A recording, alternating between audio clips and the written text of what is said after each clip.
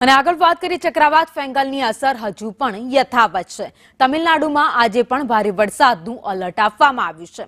શાળાઓમાં રજા જાહેર કરાઈ। તમિલનાડુના અનેક શહેરો હજુ પણ પાણી છે, તો ચેન્નઈમાં અનેક લોકોના ઘરો હજુ પણ પાણીમાં ગરકાવ છે। પુડુચેરીમાં 30 વર્ષનો સૌથી વધુ વરસાદ વરસ્યો। 24 કલાકમાં પુડુચેરીમાં 18 ઇંચ વરસાદ નોંધાયો। તો વીજળી સ્ટેશનમાં પાણી ભરાતા વીજળી ગુલ થઈ ગઈ। અનેક સ્થળે વૃક્ષો ધરાશાયી થયા છે, તો કેટલાક રસ્તાઓ પર જે ઝાડ પડ્યા છે તેના કારણે રસ્તા પણ બંધ થયા છે। વાવાઝોડું ગઈકાલે રાત્રે નબળું પડી કેન્દ્રિત થઈ ગયું છે। હવે ધીમે ધીમે વરસાદનું જોર પણ ઘટી જશે। અનેક સ્થળે હજુ પણ લોકો રાહત શિબિરોમાં રહેવા માટે મજબૂર છે, તો હજારો લોકોનું સ્થળાંતર કરવામાં આવ્યું હતું વાવાઝોડા ફેંગલને લઈને।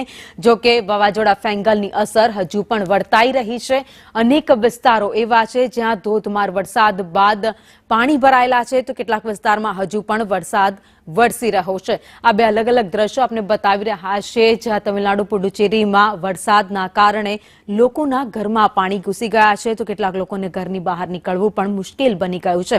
તો અનેક લોકોના ઘર પણ આ વરસાદી પાણીમાં તણાઈ ગયા છે। ઘર વખરી લોકોની તણાઈ ગઈ છે।